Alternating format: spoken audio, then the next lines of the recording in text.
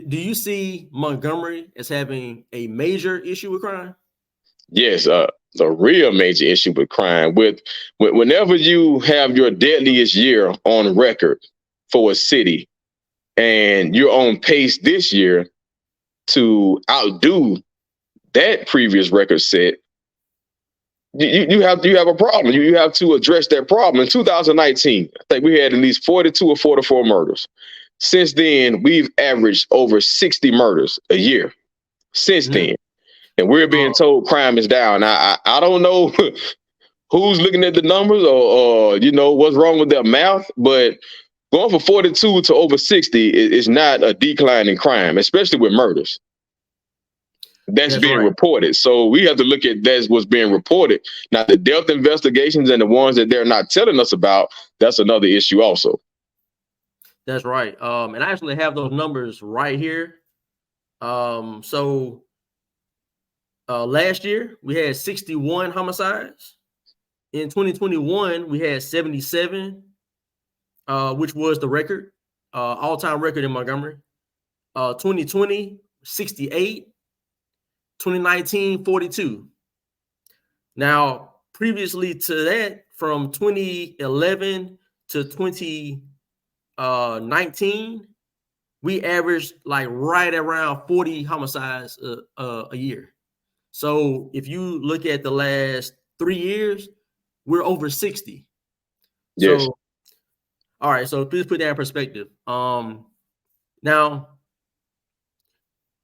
what strategies, or are there any alternative strategies that, if you were mayor, that you would implement to help prevent crime and reduce our crime, especially the violent crime, or really property crime, all crime, really? Yes, there is. I mentioned this previously. Then my attention was brought to a certain person's page where they're trying to, I guess, nitpick off my ideas or take some of my ideas, because when you're not in a city for 3 years and you return less than a year and want to be mayor, it kind of brings suspicion as to your agenda behind it. But my plan is to incorporate local law enforcement agencies, other local law enforcement agencies. Right now, they're saying we have a shortage. So to try and help with that, we would use other law enforcement agencies to give us a hand in setting up different operations, whether it's speeding, whether it's increasing patrol in certain neighborhoods. Like, for instance, you have districts 1 and 9. What I would do, again, I'm saying this on your show. Now, if you hear it after today, you'll know where they got it from.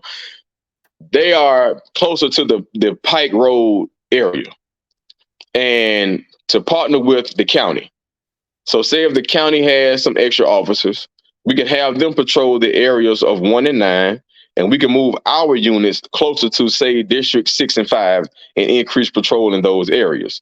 So that's one way we can look at trying to help with the increase of presence in certain areas. So I will give that one out. Okay. Now, when it comes to the current administration, Mayor Reed said that he was going to, when he ran his campaign, he said he would implement some technological advances in policing, such as shot spotters, and some other ideas that he threw out there. Like, would you be looking at anything in that realm as far as technology-based preventative measures, or is it more of a boots on the ground, increase, police force, and then the partner with other agencies? I think you have to go with the technology age also. So not only more presence, but you also have to go with the technology.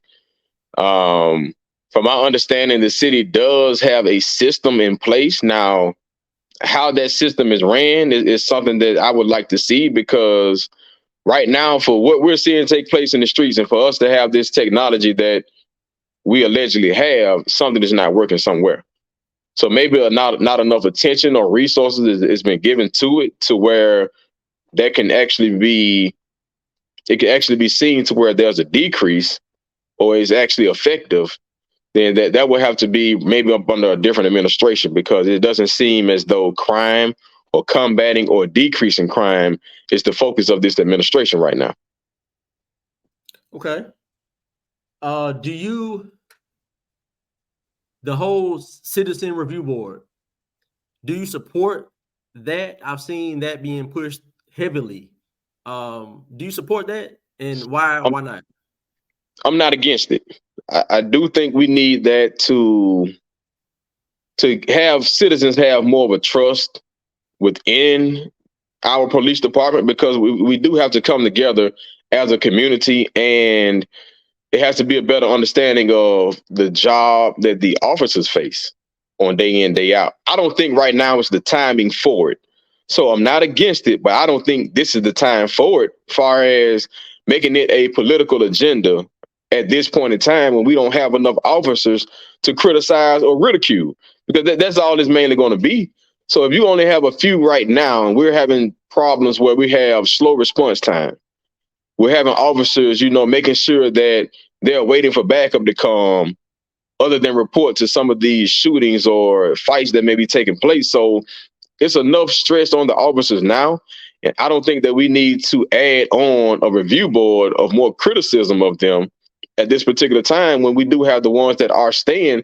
They should be commended and applauded for staying on the force, dealing with what they're dealing with now, instead of having a review board to kind of criticize them more about how they perform their job. Okay, all right. So I'm not against it, just not at this time. Okay, all right, fair enough. I have a comment from someone that says, one thing that no one really talks about is the gang violence in Montgomery. There's a lot of it, and it goes overlooked and untouched. Sadly, it's taken over the city and even affected surrounding cities. The car thefts and police chases aren't just by coincidence. To what end? So, I just want to read this comment, but I think that you have put out your platform of how you want to reduce crime, and you acknowledge that there is a major crime issue, and so I'm gonna move on from that.